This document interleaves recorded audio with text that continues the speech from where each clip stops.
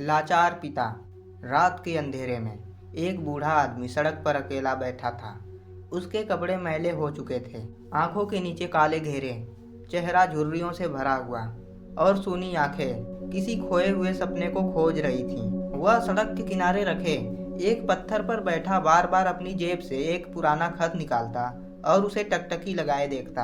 रह रह कर उसकी आंखों से आंसू बहने लगते। कहाँ चली गई मेरी बेटी? उसकी भर्राई आवाज सन्नाटे में गूंजने लगी। लोग आते जाते उसे अजीब निगाहों से देखते, लेकिन किसी ने भी रुककर यह नहीं पूछा कि वह वहाँ क्यों बैठा है। क्या उसे किसी की जरूरत है? शायद नहीं, क्योंकि इस दुनिया में अपनों का दिल दुखाने वालों के लिए किसी के पास समय नहीं होता। 15 साल पहले रमेश एक साधारण मजदूर था। उसका जीवन कठिनाइयों से भरा था, लेकिन उसने अपनी बेटी नेहा को किसी चीज की कमी नहीं होने दी। वह अपनी छोटी सी दुनिया में बेहद खुश था। उसकी पत्नी का देहांत नेहा के जन्म के कुछ साल बाद ही हो गया था, लेकिन उसने माँ और पिता दोनों का फर्ज निभाया।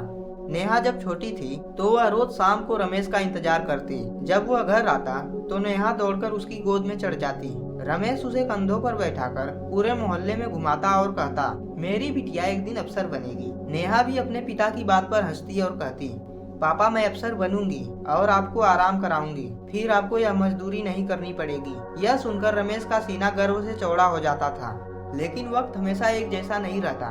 नेहा पढ़ाई में होशियार थी। उसने अच्छे अंकों से 12वीं पास की और शहर के एक बड़े कॉलेज में दाखिला ले लिया। रमेश ने बेटी के सपने को पूरा करने के लिए खुद को संघर्ष की आग में झोंक दिया। उसने दिन रात मेहनत की, कर्ज लिया और हर जरूरत पूरी की।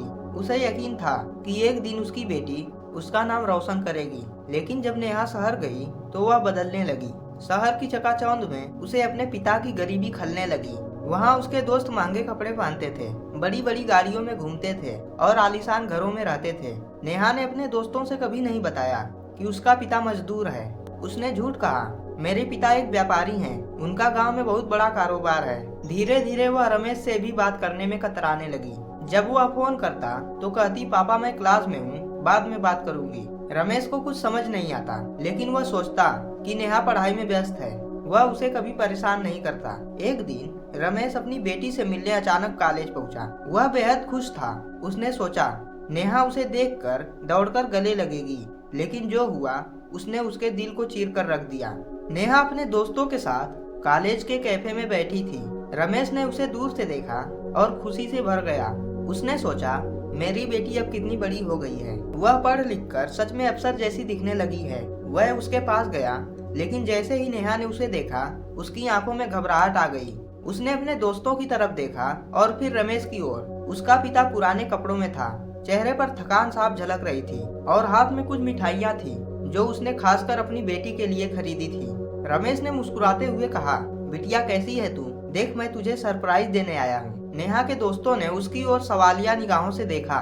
नेहा को अपनी सच्चाई उजागर होने का डर लगने लगा। उसने रमेश की ओर देखा और गुस्से से बोली, पापा आप यहाँ क्यों आए? मैंने आपको मना किया था ना कि बिना बताए मत आना। रमेश चौंक गया। उसने अपनी बेटी की आंखों में वह प्यार नहीं देखा जो पहले हुआ करता था। बिटिया मैं तो बस तुझसे मिलने आया था, तेरे लिए तेरी पसंद की मिठाई भी लाया हूँ, देख कितनी अच्छी खुशबू है।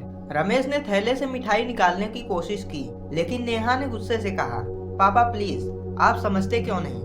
मेरे दोस्त यहाँ हैं और आप इस तरह आ गए। यह कोई गांव नहीं शहर है, आप समझ सकते हैं। रमेश के हाथ वहीं रुक गए। उसकी आंखों में आंसू छलक आए। नेहा ने अपने दोस्तों की तरफ देखा और कहा, सॉरी गाइस, ये मेरे दोस्त के पापा हैं। यह सुनकर रमेश अंदर से टूट गया। रमेश बिना कुछ कहे पीछे हट गया।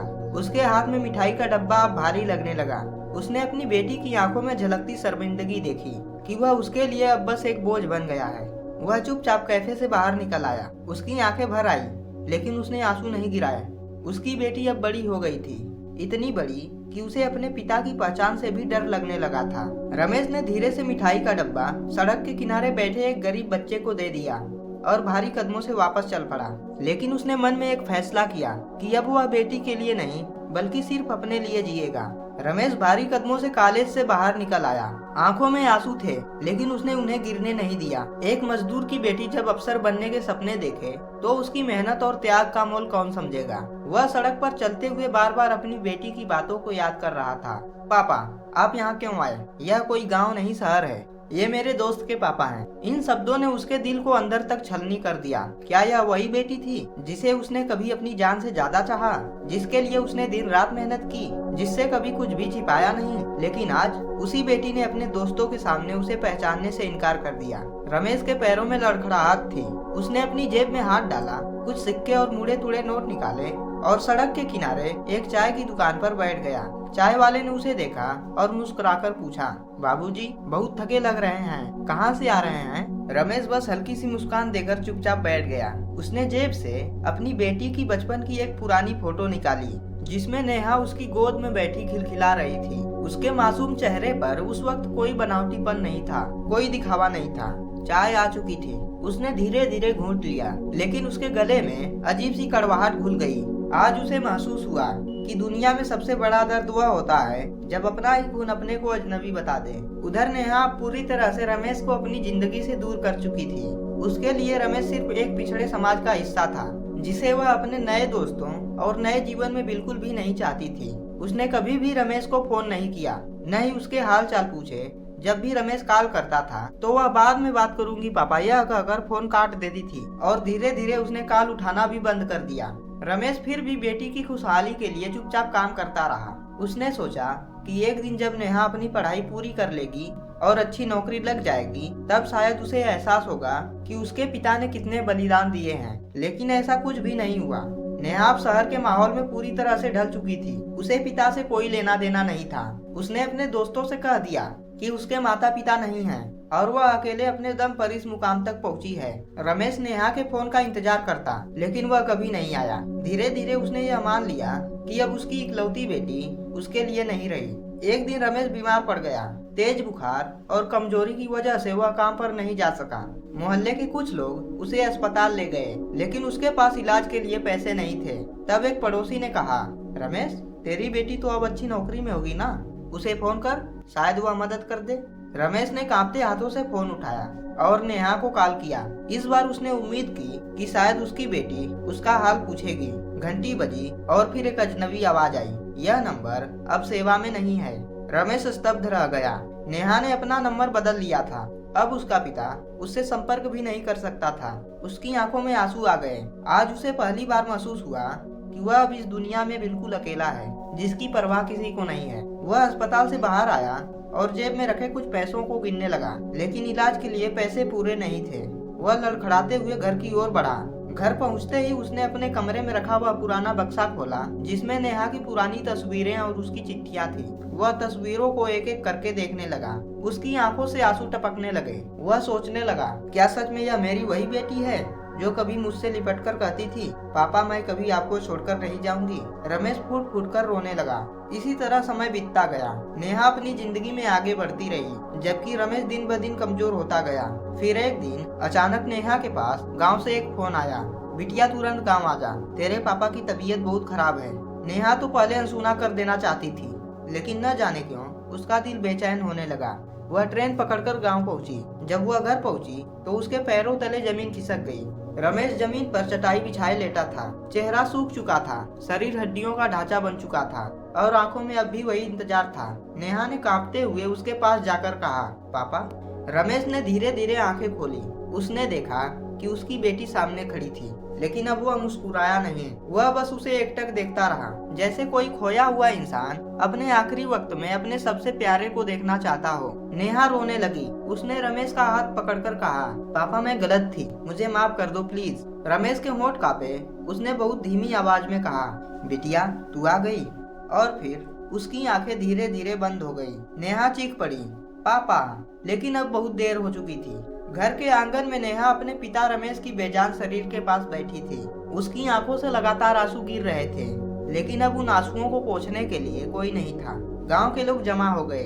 हर कोई चुप था। कुछ औरतें धीरे धीरे नेहा को सांत्वना देने लगी, लेकिन नेहा की दुनिया जैसे उजड़ चुकी थी। उसने कभी नहीं सोचा था कि जब वह अपने पिता के पास लौटेगी तो उसे उनका मृत शरीर मिलेगा। उसने धीरे से रमेश का हाथ पकड़ा जो ठंडा हो चुका था। पापा मुझे माफ कर दो प्लीज, माफ कर दो। नेहा फूट फूट कर रो रही थी, लेकिन अब रमेश के पास जवाब देने के लिए शब्द नहीं थे।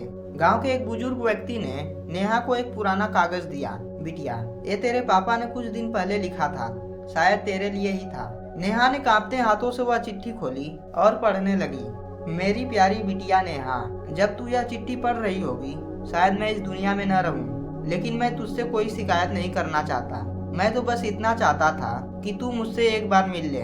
बिटिया, जब तू छोटी थी तो मेरी उंगली पकड़कर चलती थी। मुझे याद है तू जब भी गिरती थी तो मैं तुझे गोद में उठा लेता था, लेकिन अब जब मैं गिरा हूँ तो मुझे उठाने वाला कोई नहीं है। मुझे याद है तूने बचपन में मुझसे पूछा था, पापा दुनिया में सबसे अच्छा रिश्ता कौन सा होता है, और मैंने कहा था बेटी और बाप का रिश्ता। लेकिन शायद मैं गलत था, या फिर शायद इस रिश्ते को निभाने में कहीं कोई कमी रह गई।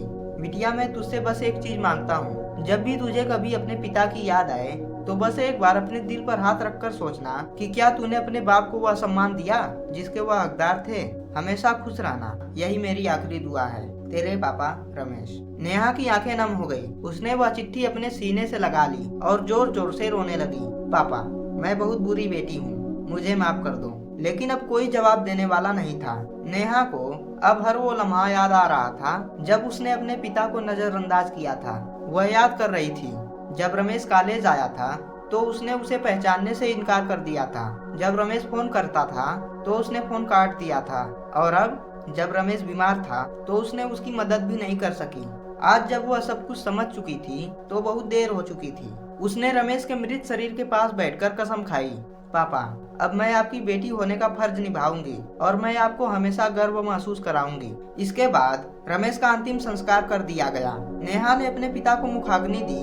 जब चिता की लपटें उठी तो नेहा को ऐसा लगा जैसे उसका पूरा अतीत जल रहा हो। गांव के लोग धीरे धीरे चले गए, लेकिन नेहा अब भी वहीं बैठी थी। उसने खुद से एक वादा किया, अब से मैं उन सभी पिता की मदद करूंगी जिन्हें उनके बच्चों ने अकेला छोड़ दिया। अब नेहा एक सफल महिला थी, लेकिन फिर भी हर खुशी अधूरी ही थी, क्योंकि उसके पिता अब उसे कभी भी नहीं देख सकते थे। इस कहानी से हमें यह सीख मिलती है कि माता पिता हमारे जीवन का सबसे अनमोल हिस्सा होते हैं। हमें उनकी कद्र मृत्यु के बाद ही नहीं बल्कि जीते जी करनी चाहिए। वे अपनी खुशियों को त्याग कर हमारे सपनों को पूरा करते हैं, लेकिन अक्सर हम उनकी कद्र तब नहीं करते जब वे हमारे साथ होते हैं। जब वे चले जाते हैं तब सिर्फ पछतावा रह जाता है। अगर नेहा ने अपने पिता को जीते जी प्यार दिया होता तो उसे यह दर्द नहीं सहना पड़ता।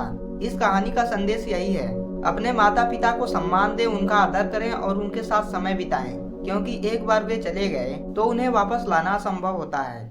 मेरे प्रिय दर्शक, यह कहानी आपको कैसी लगी? अपने विचार कमेंट में जरूर लिखें।